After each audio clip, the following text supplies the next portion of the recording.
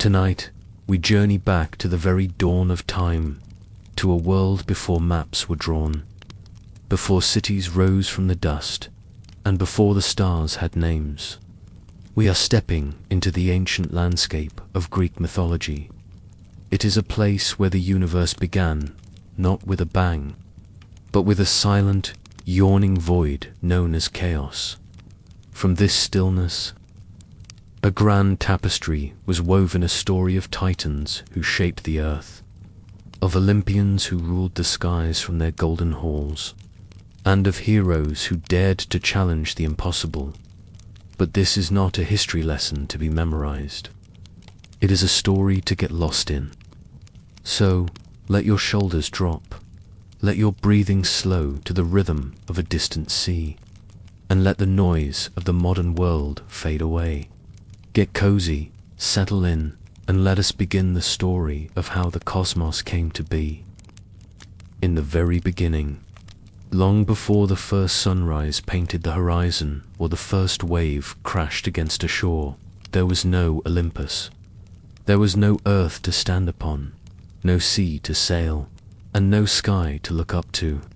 There was only chaos, but this chaos was not the kind of confusion or frenzy that modern tongues describe. It was something far older and far deeper. It was a yawning void, a gaping nothingness without form or direction. It was not evil, nor was it good. It simply was a vast, silent potential waiting to breathe. From this ancient nothingness came the first heavy stirrings of existence. First, there was Gaia, the earth vast, solid and unshaking, the foundation of all things to come. Then came Tartarus, the deep abyss beneath the earth, a place of darkness and dread. And then Eros, the force of love and desire, the binding agent that would one day pull the cosmos together. These were not yet gods with faces or thrones, but elemental truths given form. Gaia, the Great Mother, did not lie idle. From her own body she brought forth Uranus, the sky star-strewn and vast, stretching out to cover her. When the sky arched over the earth, the world found its first true shape, a domed heavens above a broad and endless plain. Gaia also birthed the mountains, tall and wild, and Pontus, the sea, who surged with a will of his own long before any ship dared to touch his waters. Together, earth and sky became the first great pair, a union of necessity and nature. The sky stretched over the earth, holding her tightly, pressing beneath his star-studded body night after night. From their joining came the Titans, the first generation of powerful beings who would rule the cosmos long before Zeus rose to power. There were 12 in all, 6 sons and 6 daughters, each vast and elemental. There was Oceanus, the encircling river that flows around the world; Hyperion, the lord of light; Mnemosyne, the memory of all things; and Themis, the embodiment of divine law. And there was Cronus, the youngest, the most cunning, and the most ambitious. But Gaia's womb bore more than just these beautiful titans. She also brought forth monstrous children, beings of raw strength and terror. First came the Cyclopes Brontes, Sterubs, and Argisich, with a single eye, burning like a forge in the center of their brow. They were the smiths of lightning, strong and simple. Then came the Hecatanchers, the 100-handed ones, enormous creatures with 50 heads and 100 arms, capable of shaking the very foundations of the world. Uranus, though he was the lord of the sky, looked upon these monstrous offspring with fear and revulsion. He saw in them a threat to his dominion. With cruel judgment, he forced them back into Gaia's womb, burying them deep within the earth where no light could reach. Gaia groaned beneath this weight. She suffered the agony of carrying them within her again, but also the sharp pain of betrayal by her consort. the sky. She could endure it no longer. From her own flesh, she fashioned a wapena, great sickle of unyielding flint, jagged and sharp. She called upon her Titan sons to aid her, but one by one they turned away in fear. Only Cronus, the youngest, with his watchful eyes and patient heart, stepped forward to take the blade. Cronus waited in the shadows. When Uranus descended to lie with Gaia, bringing the night with him, Cronus struck. With a steady hand, he severed the source of his father's power and cast the remnants into the sea. From the white foam that churned where the divine blood hit the water, Aphrodite was born, the goddess of love and beauty, stepping ashore at Cyprus, radiant and serene amidst the violence of her origin. Uranus fled into the highest heavens, never to press so tightly against the earth again. But before he vanished, he whispered a curse that would ring through time, just as he was overthrown by his son. So too would Cronus be overthrown by his own. Cronus took the throne of the cosmos. He freed his Titan siblings, and for a time they ruled over a golden age where mortals lived in peace and the earth gave fruit without toil. But Cronus ruled with a suspicious heart. The words of his father echoed in his mind like a second heartbeat. He took his sister Rhea as his wife, but he could not trust the future. As Rhea bore children, Cronus did not rejoice. Instead, remembering the curse, he opened his great jaws and swallowed them whole the moment they were born. Ischia, Demeter, Hera, Hades, and Poseidon all vanished into the darkness of their father's belly, trapped like seeds in winter soil. Rhea wept, powerless against him until the birth of her sixth child. She fled to the island of Crete, to the deep caves beneath Mount Ida, and there she gave birth to Zeus. To deceive her husband, she wrapped a stone in swaddling clothes and presented it to Cronus. He swallowed it greedily, believing his throne was safe. But Zeus grew in secret. He was nursed by the gentle goat Amalthea and guarded by warriors who clashed their shields to drown out his infant cries. When he came of age, guided by the wisdom of the Titaness Metis and the will of his grandmother Gaia, Zeus enacted a plan to free his kin. He disguised himself and offered Cronus a potion mixed with wine. The drink sickened the Titan king, forcing him to vomit forth the children he had swallowed, now fully grown and shining with the strength of gods. The siblings stood together, united against their father. This marked the beginning of the Titanomachy, the great war between the Titans on Mount Othrys and the Olympians on Mount Olympus. For 10 years, the battle raged. The sky darkened with smoke, and the earth shook to its core. Neither side could land the final blow until Zeus, following Gaia's counsel, descended into the depths of Tartarus. He broke the chains of his monstrous uncles, the Cyclopes and the 100-handed ones, whom Cronus had left imprisoned, grateful for their freedom. The Cyclopes gifted the Olympians with weapons of ultimate power. To Zeus they gave the thunderbolt, the symbol of storm and judgment. To Poseidon, the trident to command the seas, and to Hades, a helm of darkness that rendered him unseen.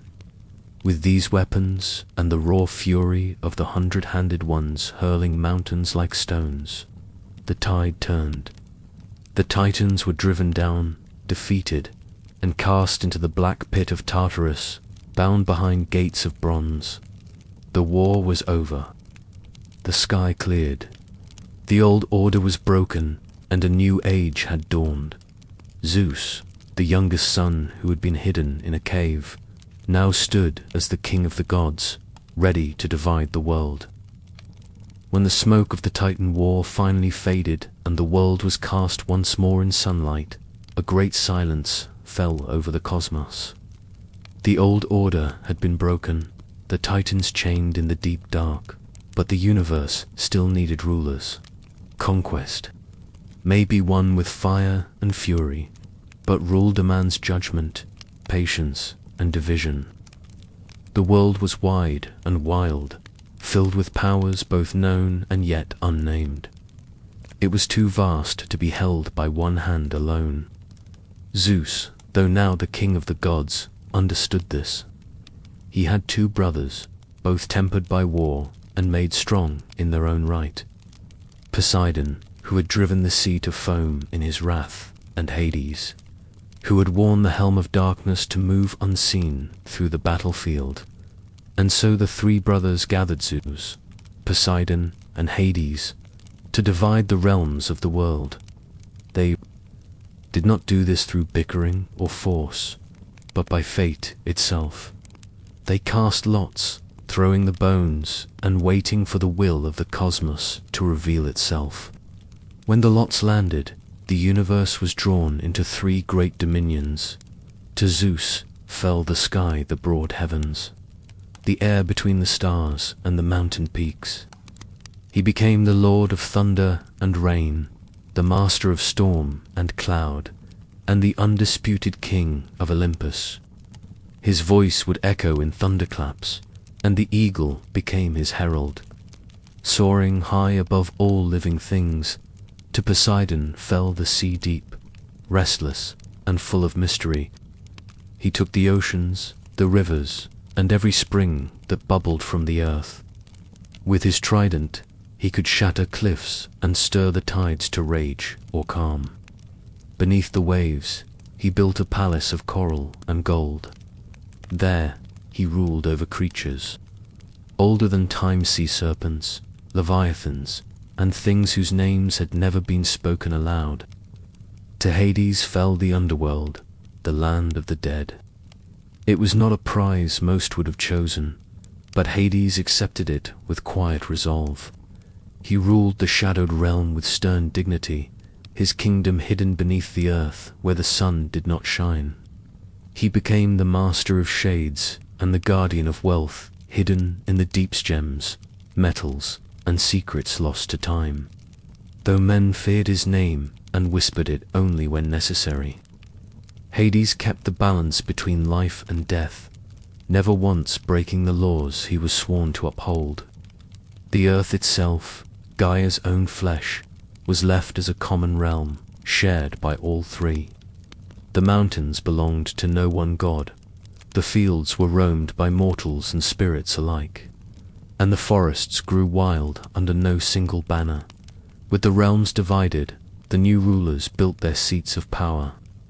While Poseidon sank beneath the waves and Hades descended into the shadows, Zeus established his court high above the clouds on Mount Olympus.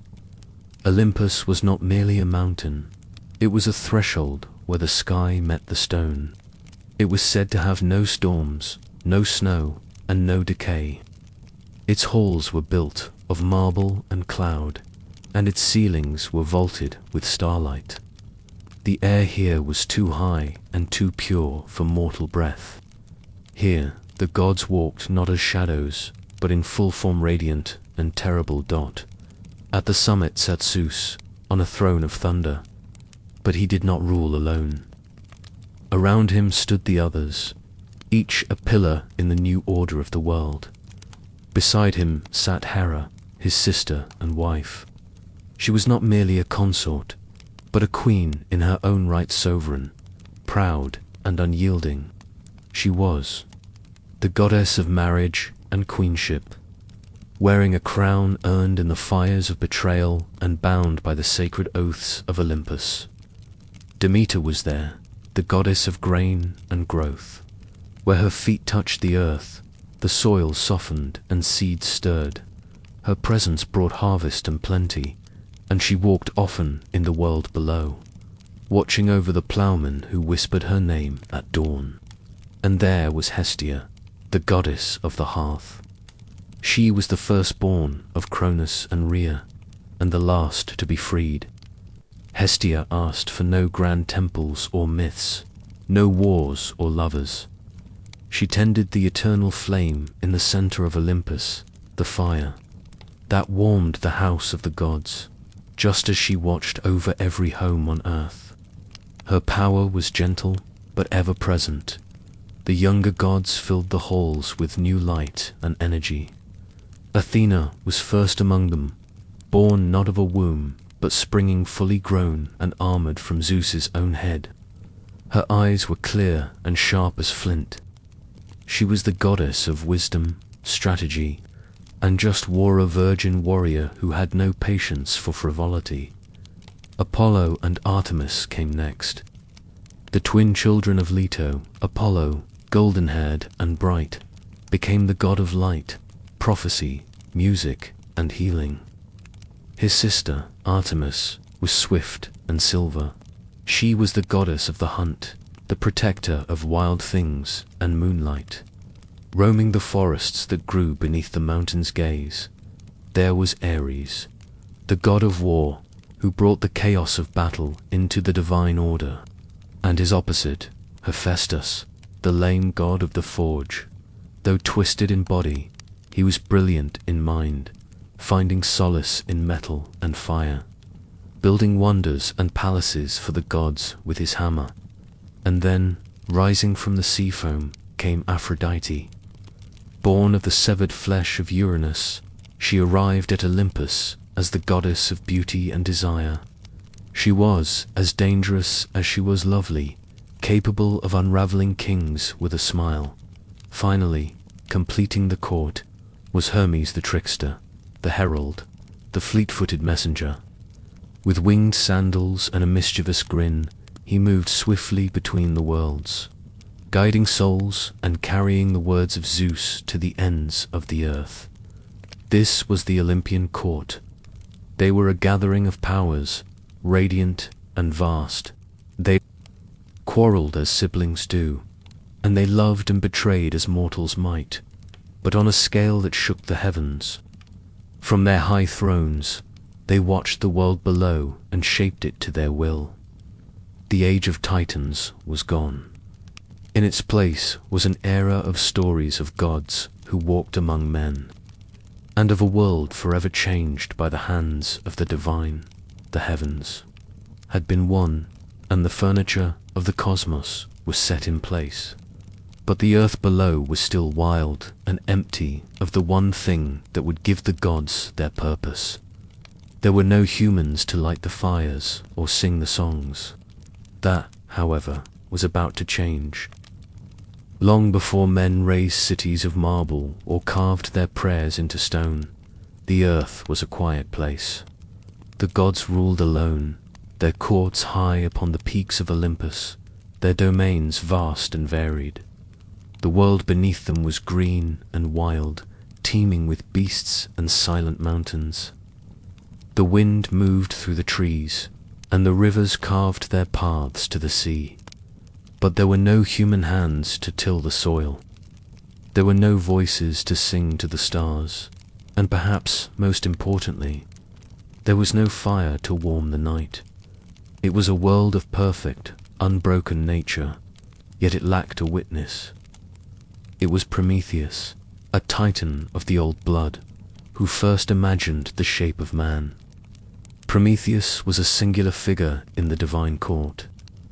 He was no friend to Cronus, the fallen king, nor was he counted among those titans chained in the dark of Tartarus.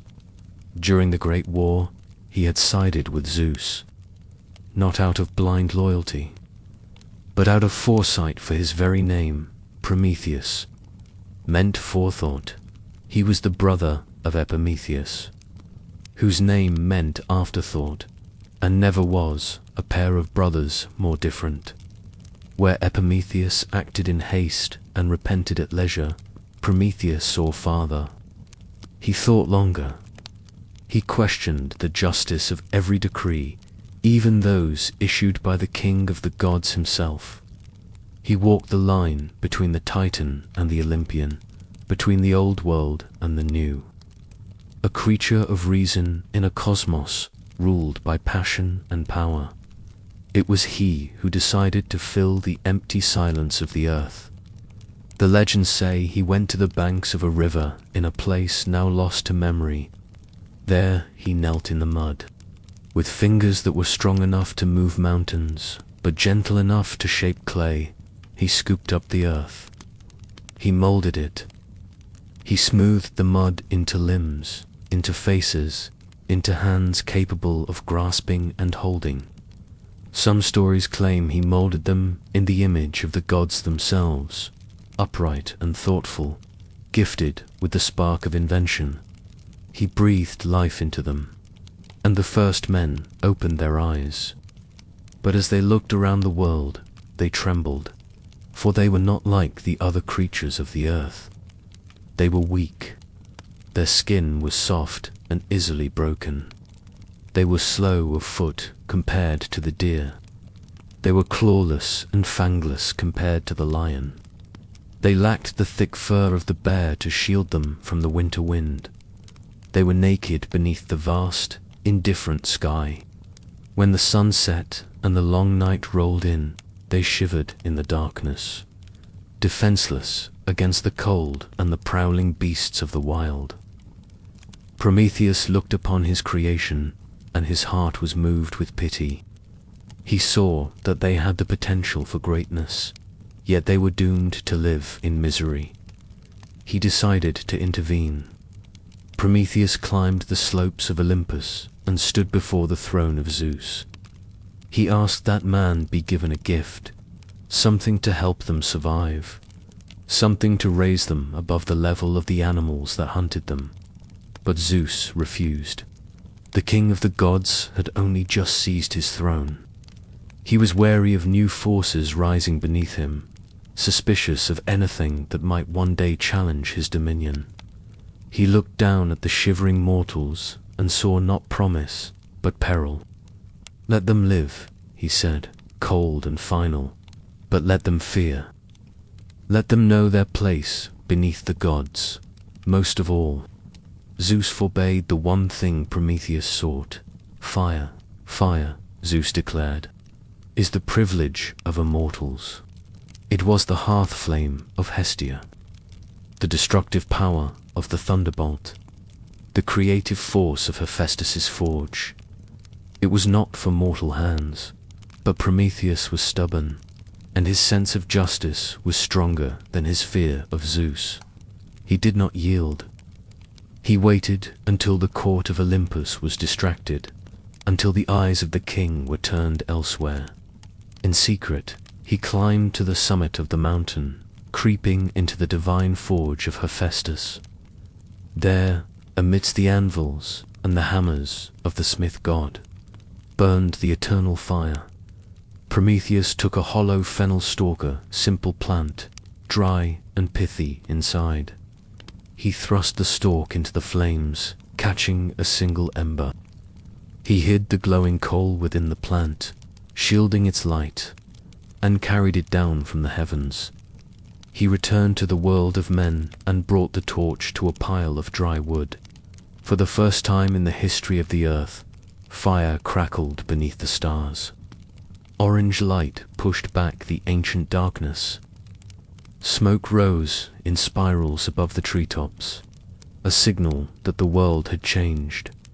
With fire came warmth. Men no longer shivered through the night, but fire was more than just heat. It was the beginning of civilization. With fire, they could cook their food. They could forge metal into tools and weapons. They developed language and craft. Humanity, once cold and voiceless, began to build, and with fire came a new spirit of defiance. They were no longer helpless. They were creators in their own right. It did not take long for Zeus to see the smoke rising from the valleys. When he discovered the theft, his fury was terrible. He knew he could not take the fire back once. A secret is learned, it cannot be unlearned.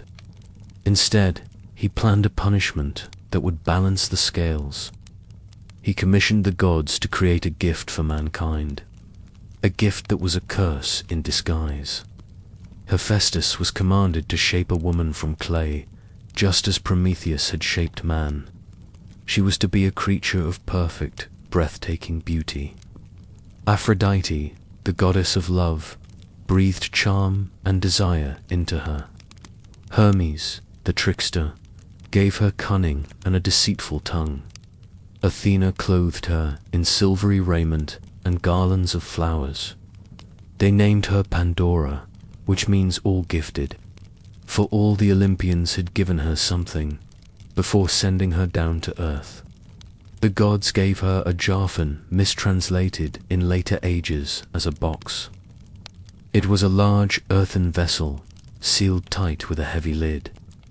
Inside this jar, the gods had placed the sorrows of the world, disease, toil, grief, madness, envy, and death itself.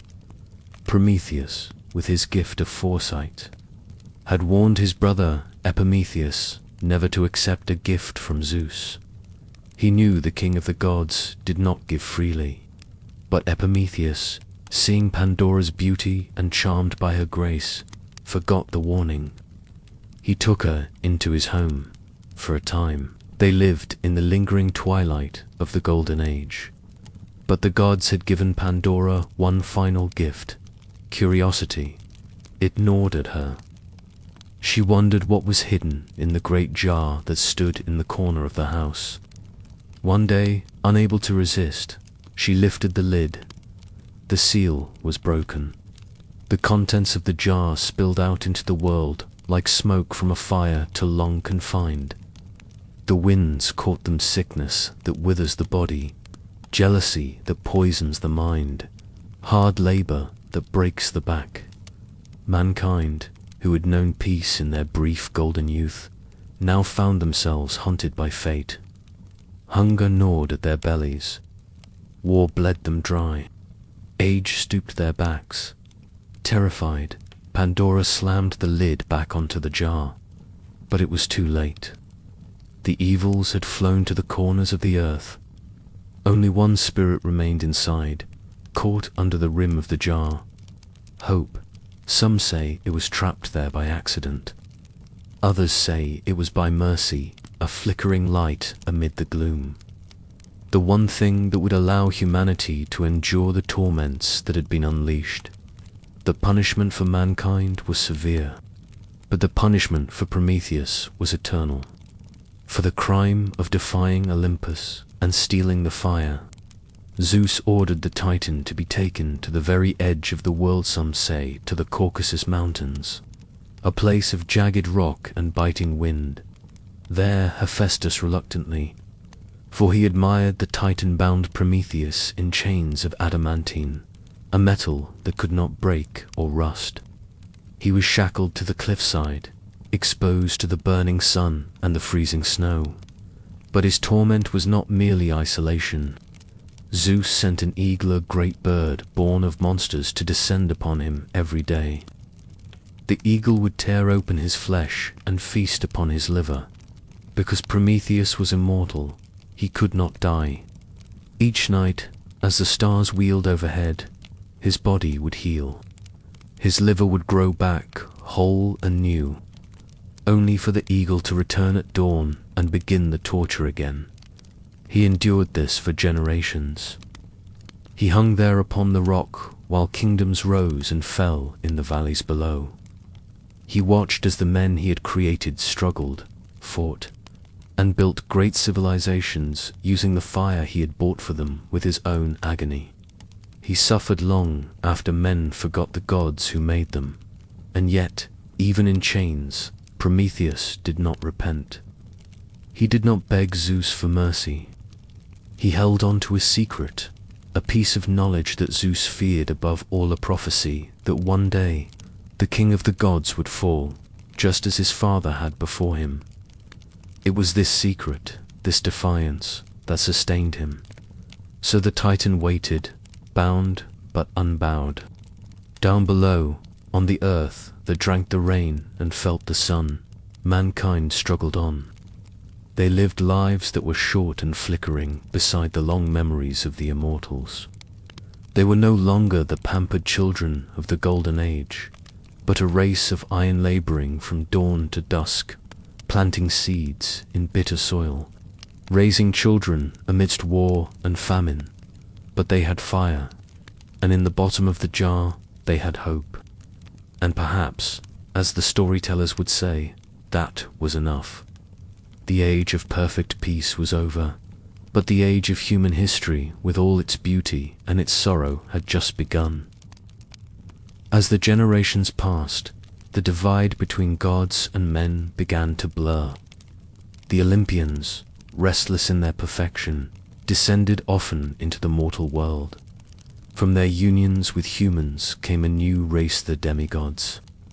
This was the heroic age, a brief, brilliant interlude before the world grew old and grey.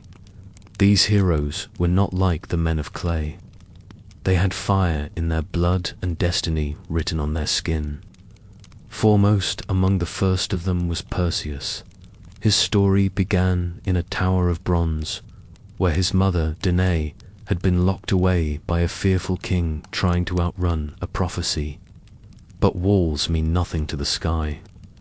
Zeus visited her in a shower of golden rain, and Perseus was born.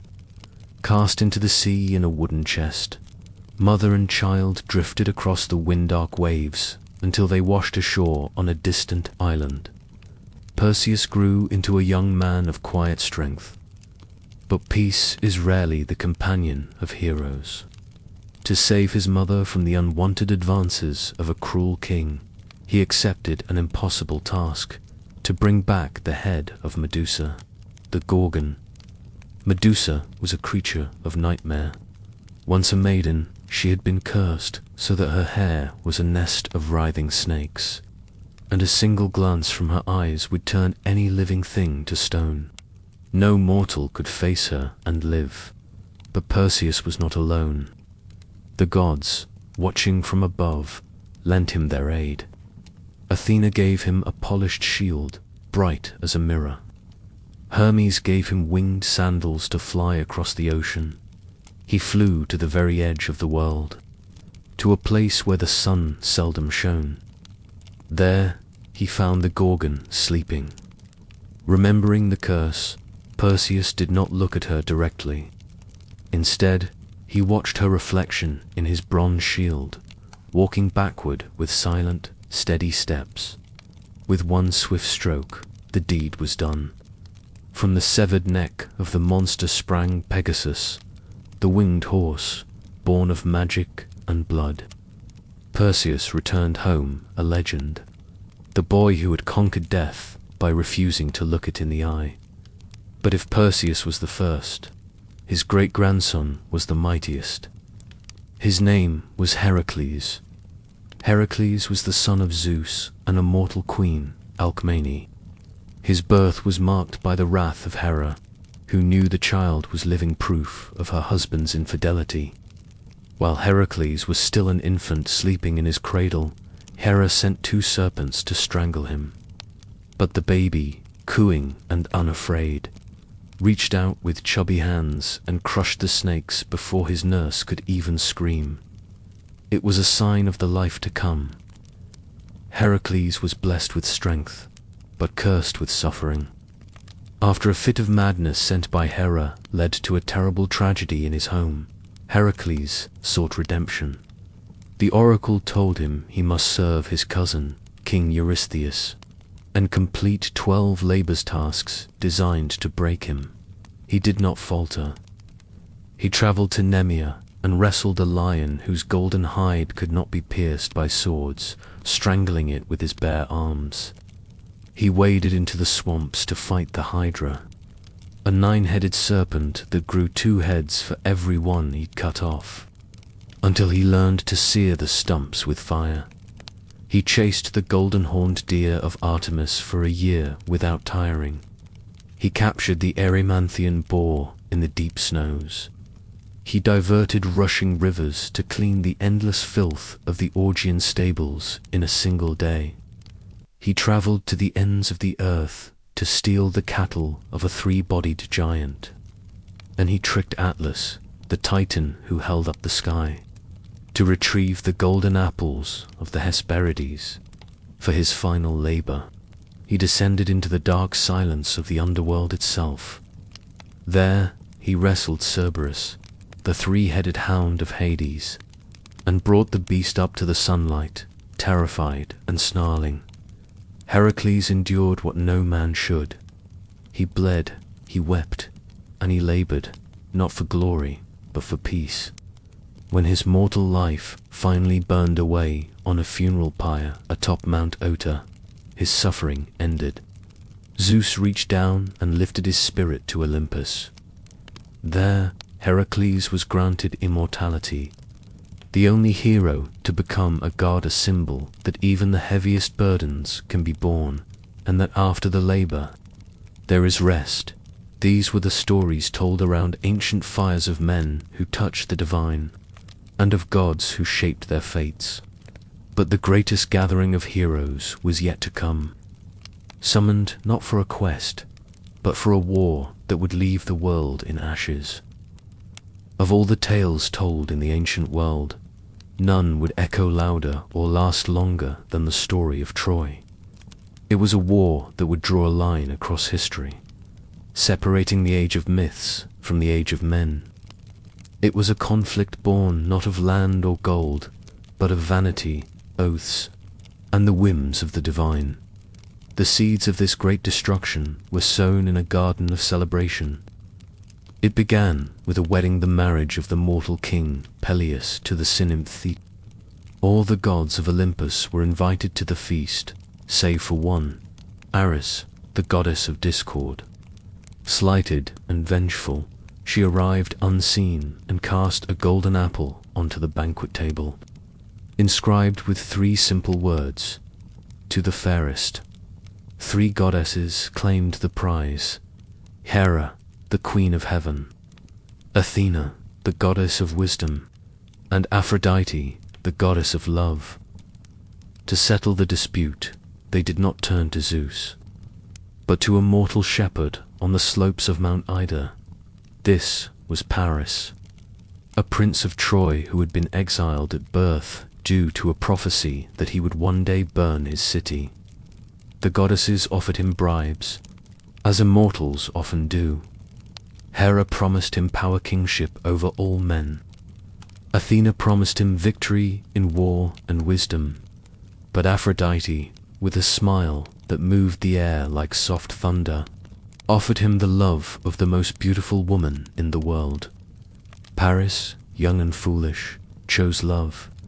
He gave the apple to Aphrodite, and in that moment, the fate of Troy was sealed. The woman promised to him was Helen, the queen of Sparta. She was the daughter of Zeus, possessed of a beauty so profound that her father, the mortal king Tyndareus, had made all her suitors swear a sacred oath. They vowed that whoever won her hand, all others would unite to defend that marriage. When Paris traveled to Sparta and took Helen back across the sea to Troy, whether by force or by charm, the poets still argue the oath was called Men.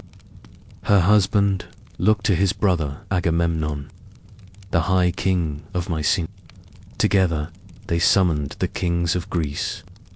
From every corner of the land they came, the wise Nestor, the mighty Ajax, the clever Odysseus, and the fierce Diomedes. And reluctantly, from his hiding place among the women of Cyrus, came Achilles, the greatest warrior who would ever live, fated to die young if he went to war, but destined to be forgotten if he stayed. 1,000 ships gathered at Aulis, their white sails clouding the horizon, but the winds would not blow.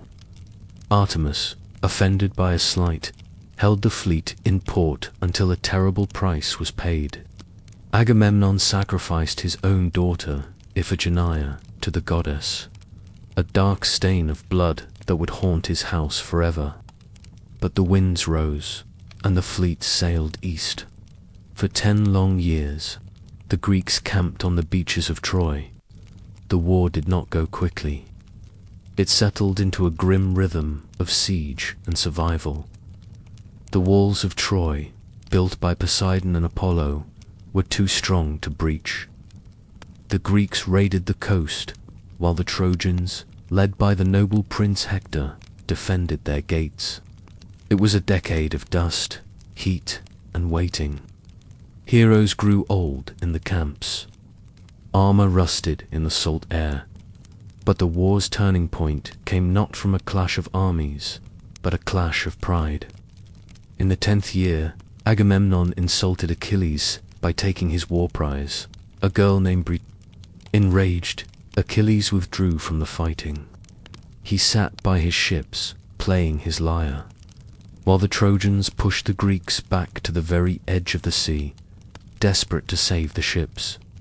Patroclus, the beloved companion of Achilles, donned the hero's golden armor.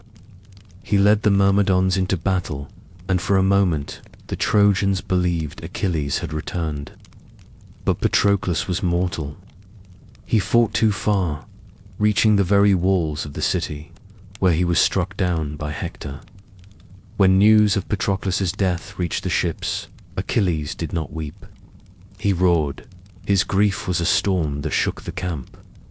His mother, Thetis, brought him new armor forged by Hephaestus himself, shield carved with the images of the entire world. Achilles returned to the field, not for glory, but for vengeance. He slaughtered his way to the gates until he stood face to face with Hector. They fought, the two greatest champions of their age, but Hector could not stand against a man consumed by divine rage. Achilles slew him and, in his madness, dragged the prince's body behind his chariot in the dust. It was a cruelty that shocked even the gods. Yet, amidst the violence, there was a moment of quiet grace. King Priam, the old ruler of Troy, crept into the Greek camp at night, guided by Hermes.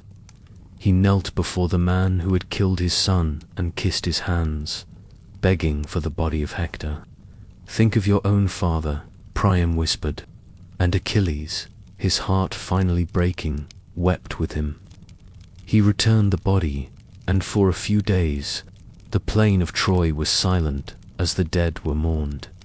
But peace is fragile in the face of fate. Achilles himself fell soon after, struck in the heel by an arrow guided by Apollo. The heroes were dying, the years were passing, and still, the walls stood. It was Odysseus who finally saw a way to end what strength could not. One morning, the Trojans looked out from their towers and saw a miracle. The Greek ships were gone. The beach was empty, save for a massive wooden horse, tall as a temple, left standing in the sand. A Greek spy named Sinon told them it was an offering to Athena, a peace token left by the retreating army. He warned that if they destroyed it, the goddess would be wroth, but if they brought it inside, Troy would be invincible. Despite the warnings of the priest, Loakenhu was silenced by serpents. Sent from the sea, the Trojans opened their gates. With ropes and cheers, they dragged the great horse into the heart of their city. That night, Troy celebrated. The wine flowed, the fires burned down to embers, and the city slept the deep sleep of the relieved. But in the belly of the horse, men were waiting. A trapdoor opened. Odysseus, Menelaus, and others slipped out into the silent streets. They signaled the fleet, which had hidden behind a nearby island, and the Greek army returned under the cover of darkness. What followed was the end of an age. The Greeks did not fight a battle. They sacked a city. Fire swept through the palaces and temples. Priam was slain at the altar of Zeus by the son of Achilles.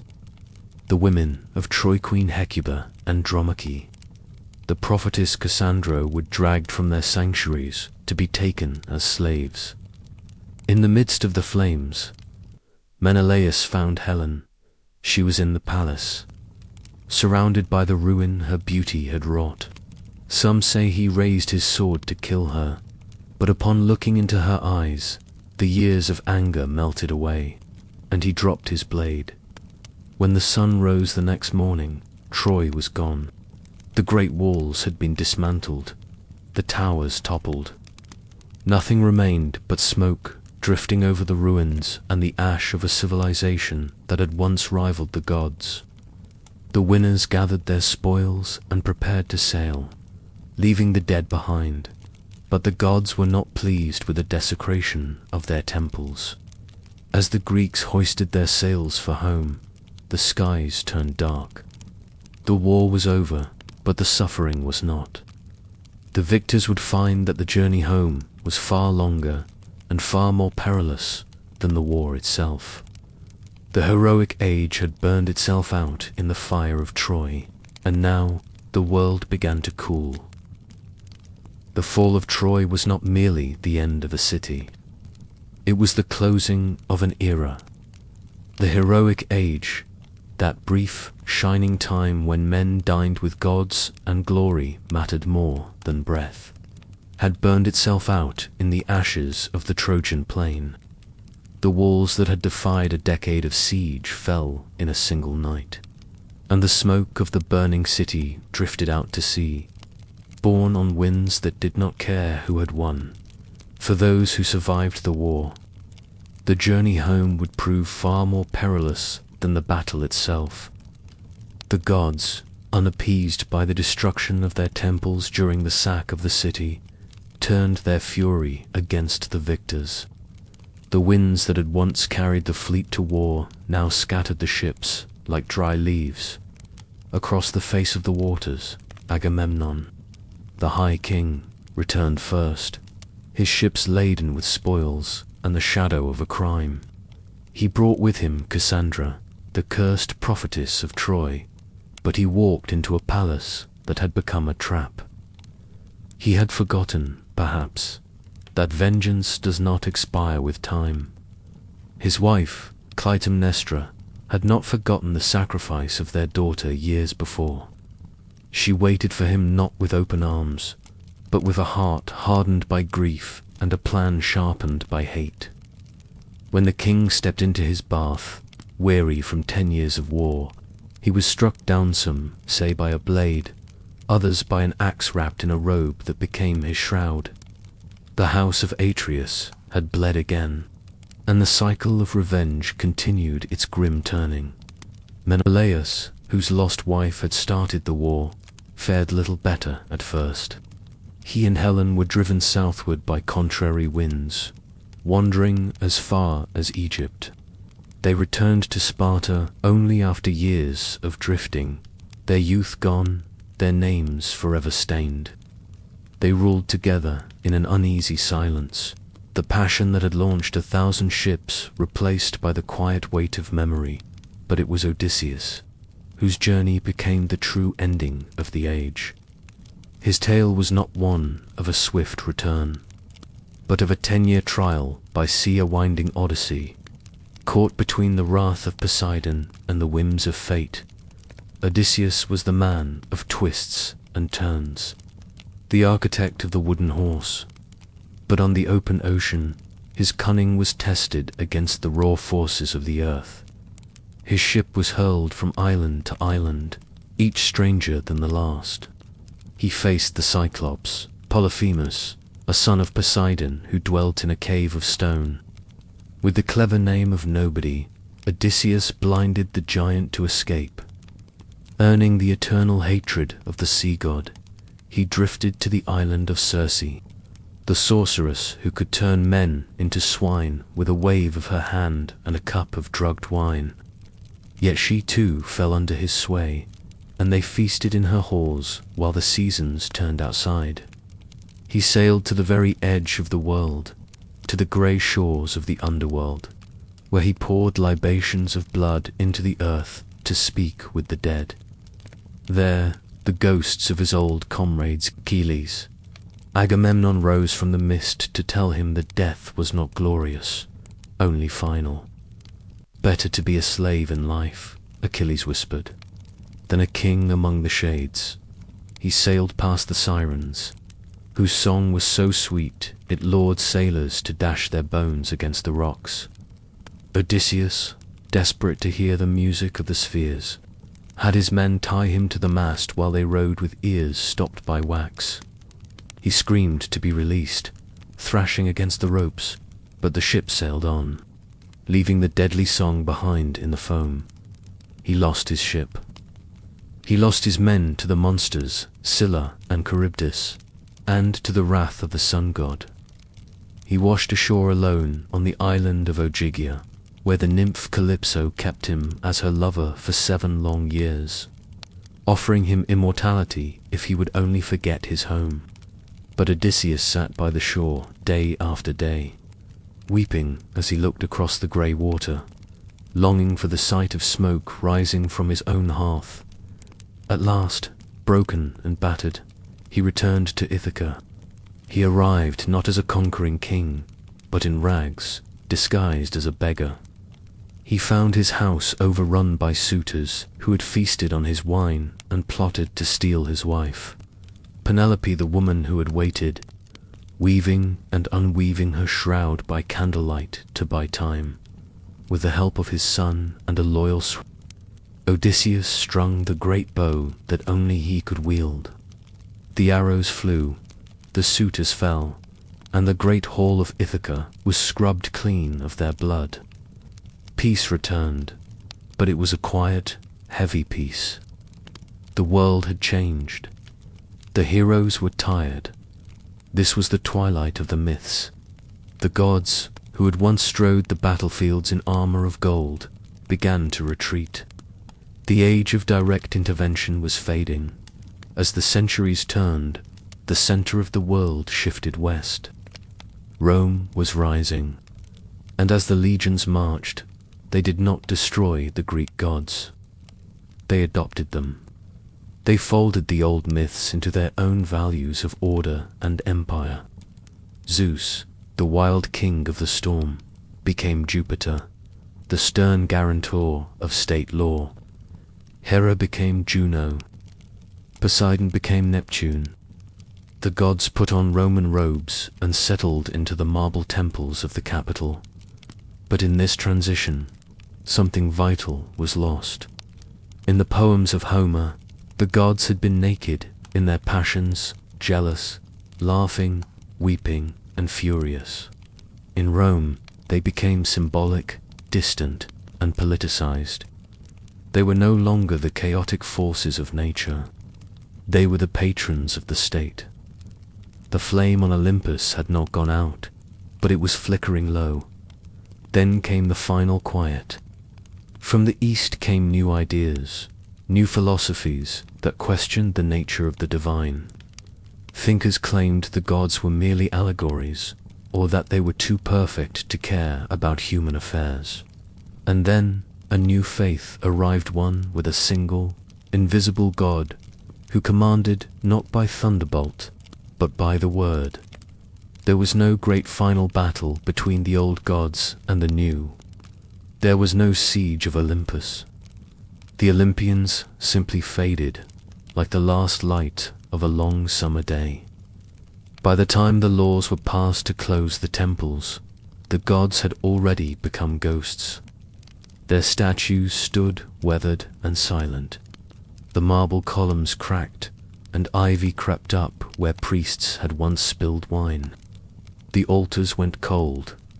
But myths, unlike kingdoms, do not die when their temples fall. They are not bound by stone or sword. The gods moved from the realm of belief into the realm of imagination, and there they found a way to live forever. They survived in the libraries of monks who copied the old texts. They returned in the brushstrokes of Renaissance painters who draped Aphrodite in light and seashells. They lived on in the verses of poets who looked to the tragedy of Oedipus or the sorrow of Orpheus to understand the human heart. The Greeks had given the gods human faces, and in doing so, they had made them mirrors. In Zeus, we see the peril of power. In Aphrodite, the madness of desire. In Prometheus, the defiance of the spirit. They became archetypes, etched into the architecture of the Western mind. And so, the story does not truly end.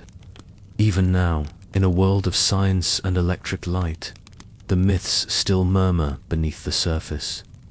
You can hear them in the turn of the seasons, as the earth grieves and blooms again like Demeter for her daughter. You can see them in the hubris of those who fly too close to the sun, like Icarus. The names may change, but the truths do not. The gods have left the mountain. The wind blowing over the peaks of Olympus is cold and empty. The torches at Delphi have turned to ash. But the stories remain.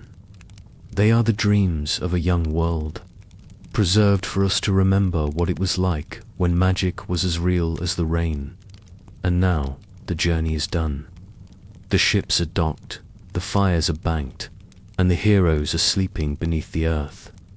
The noise of the battles has faded into the rhythm of your own breath. The universe is vast and silent once more, waiting for the next story to begin. Good night.